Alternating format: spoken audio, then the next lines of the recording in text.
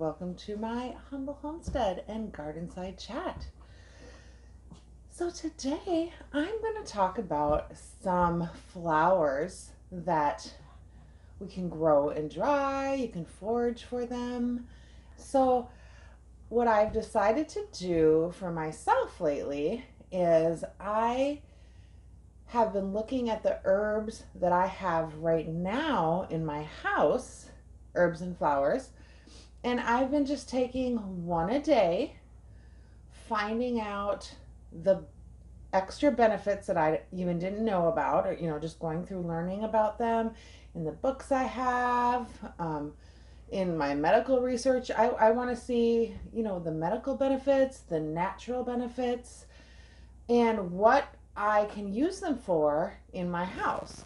So I'm trying to find things that I can use that I have right now in my home, and maybe some things that you'd like to do as well. If it's something that you maybe have growing in your area, if it's something that you have access to. I just wanted to show some nice natural benefits. So today, the two herbs that I'm going to talk about, I know I touched a little bit on the hibiscus flower in my last video, but I'm just going to briefly touch on that one, but really focus more on rose hips. So rose hips you can really harvest those in the fall. They're on rose bushes.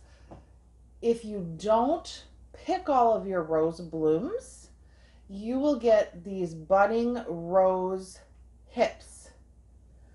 And you can just pick them off in the fall and you can dry them. So these, I have dried rose hips here.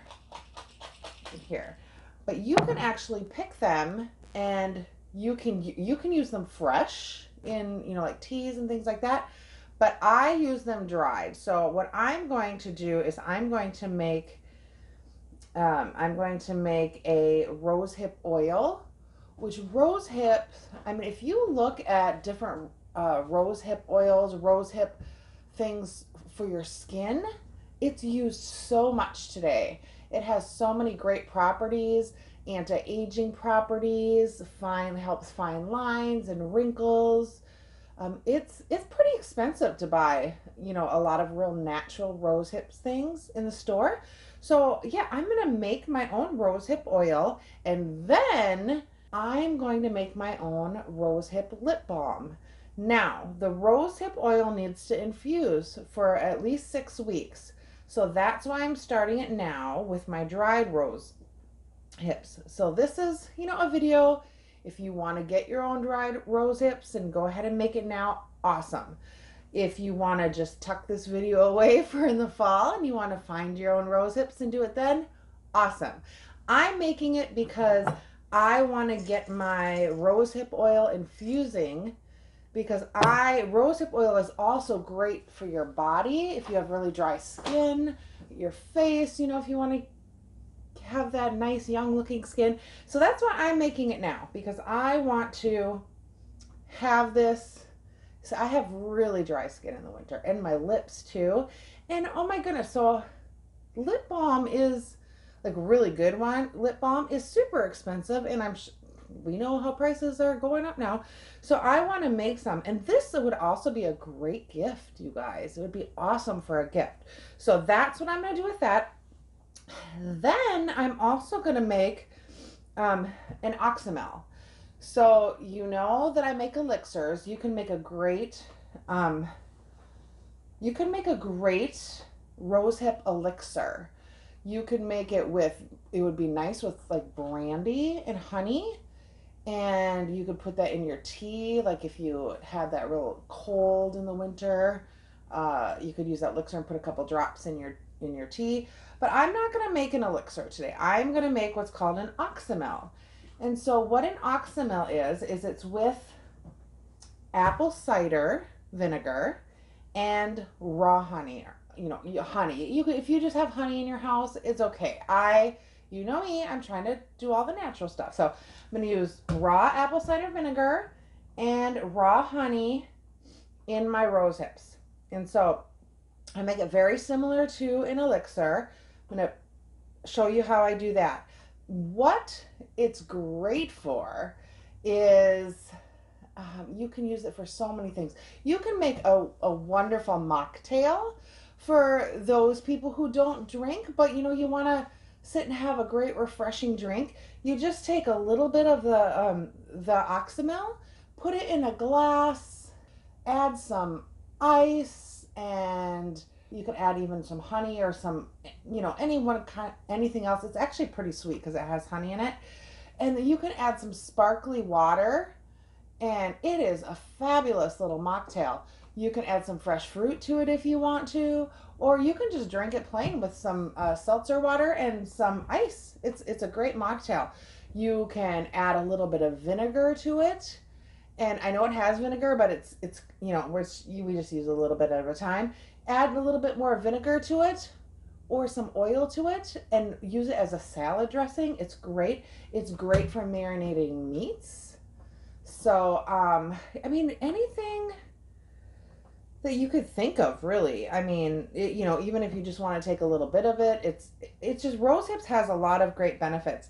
It's high in vitamin C. It's has a lot of antioxidants in it. It's very immune building. Another thing that's really okay, so this is one thing that I did learn, because you know how I'm trying to learn something new about what I have in my house. So for both the hibiscus, I'll tell you about my tea in a minute. Both the hibiscus and the rose hips, they are good for weight loss. I was like, ooh, because I'm always working on that. So oh my gosh, you guys, I've been out in my garden the last couple days. It's raining today, so I'm not today, but I've been lifting those bags and down in the dirt, and but I went through a lot. So I went through many years of being very inactive. So I have very little muscle built, very little muscle mass. So I've been super sore.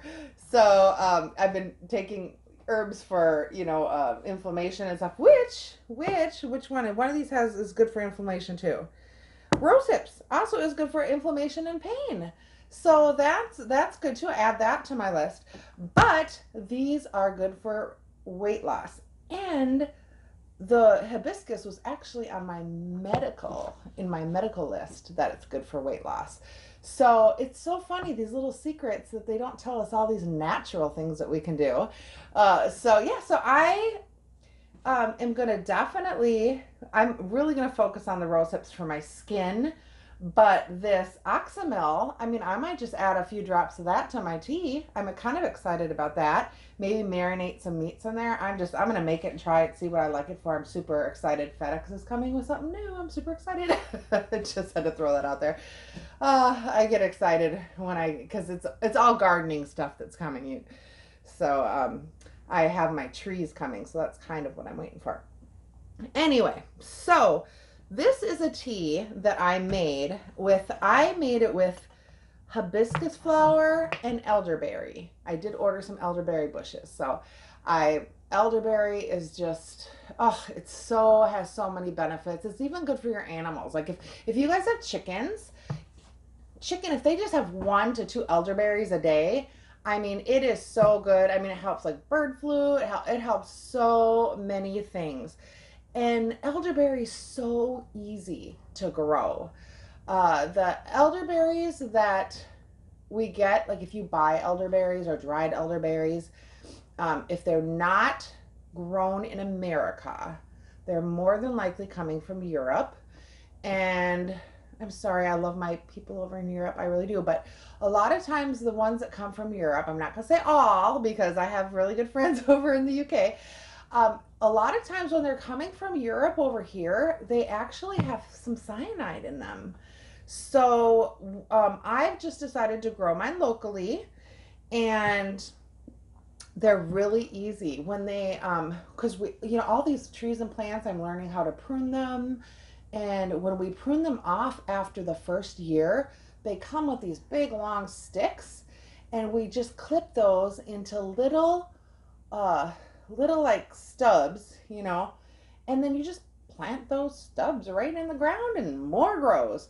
So it's super, and elderberries are so expensive.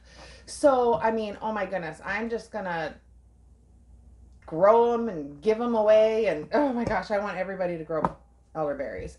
So yeah, so that's, and they have so many antioxidant benefits. I have an elixir that's made with just elderberry and echinacea.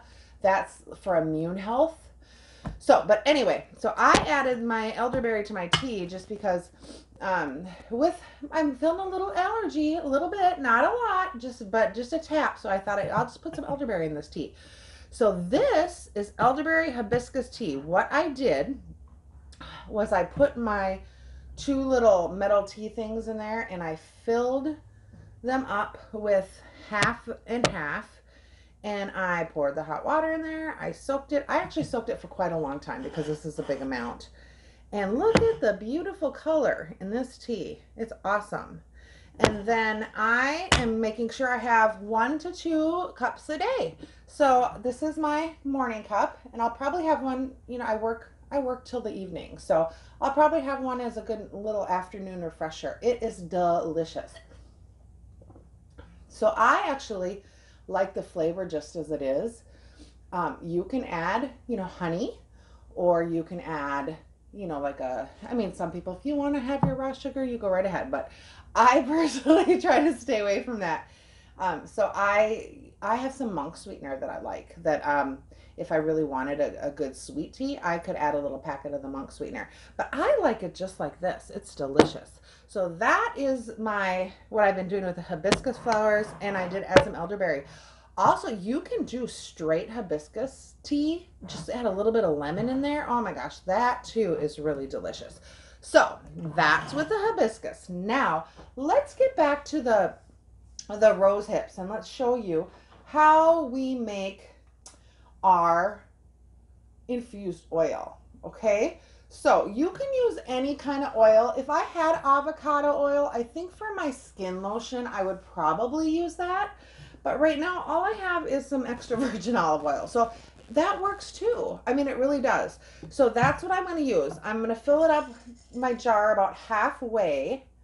And I think what I'm going to do in the future, I'm going to definitely when I get more, I'm going to try to, you know, harvest, find, maybe plant some rose hips. So in the future, when I have my own rose hips, I'm going to get a big thing of, you know, they have the size of the olive oil, and then one of the avocado oil.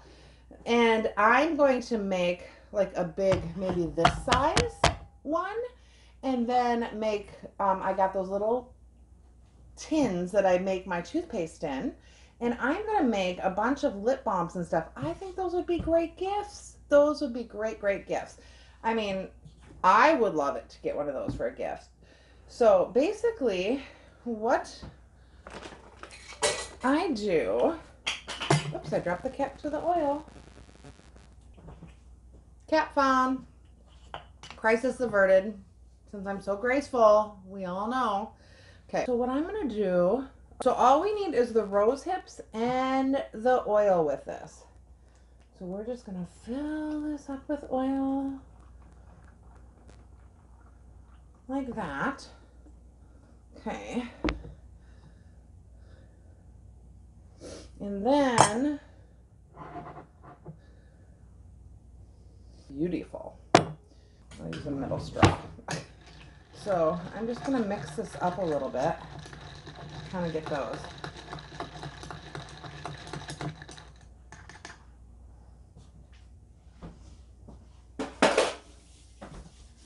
Little olive oil on my skin. I'm just going to rub it in.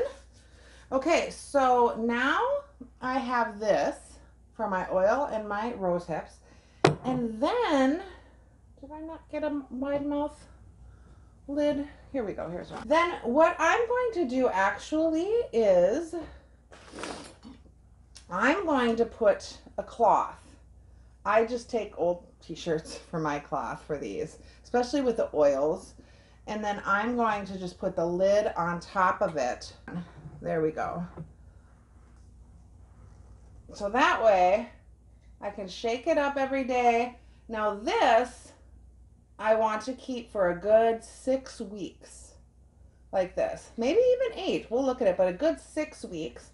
And then I'm going to use a cheesecloth and strain it out. So I'll use a cheesecloth, strain it out into, depending on how much oil absorbs, either this size or a smaller, like a jelly jar of the oil. And then that infused oil I will use to make some lip balm. And you can also just use it for face or body oil. Sometimes I mix just a little bit of coconut oil in with it too, and then use it as a body oil, so it's a little creamier. Okay, so that's how I make that. Now I'm going to make the oxymel. So for the oxymel, I'm going to go about 1/4 of the way up with the rose hips. So about there. And then I have my scale here because I'm going to weigh out. So for the honey, I want to go, it's literally 2 to 1. So if I have 1/4 of that, I'm probably going to do, okay, so I'm probably going to do a 4 to 1. So if there's going to be 2 cups of apple cider vinegar in here, then I will do a 1/2 cup of honey. So a 1/2 cup would be, all right, should we take 2 here? Okay, so on here I have about 1/4 cup of the rose hips. I don't know, I guess for the honey, I maybe like to just cover the rose hips. I guess that's what we'll go with for that. So for the honey, we'll just make sure the rose hips are covered. It was definitely very raw. So let's see if we can get it out. So maybe if it's really raw like this, we won't be able to quite cover the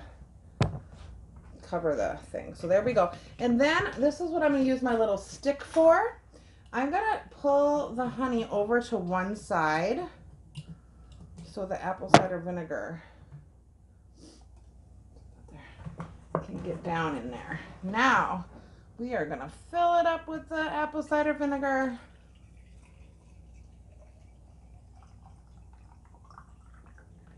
Okay, then we are going to mix it up here.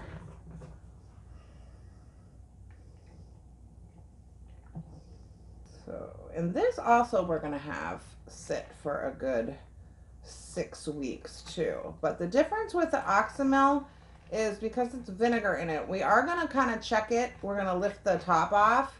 I'm going to put a cloth on it as well, but we're just going to lift it and take a, take a check on it. With my oil too, I check it every probably couple, maybe few days, and I smell it to make sure it smells good. Make sure there's no, no bacteria in there, anything else. So it should smell good. It shouldn't smell like rancid oil or anything like that. So here we go. This is nice and mixed up. There we go. Okay, so now this I definitely put a cloth over because the acid in the vinegar will corrode these lids. So this, actually, I might just use a rubber binder, just like this, for this one. There we go. So there we have it. So we have our, put this on here. There we go. So now we have our infused oil for rose hips that we can use for our skin, lip balm, which I will make when this is infused. We have our oxymel, which we'll check. We'll check both of these. We'll want to keep them in a cool, dark place. And after 6 weeks, this will be a great, I'm going to really try it for a meat marinade. I think that sounds amazing. I might also try it for a mocktail too, because you know how I like my drinks. And then my tea. Salute. So if you like videos like this, please give it a thumbs up, like, and share. I really appreciate it. I appreciate all your comments that you've given me all the support from my friends and family and people at work. I really love it. So thank you so much. Have a great day. Be blessed. Here's to your health. Bye.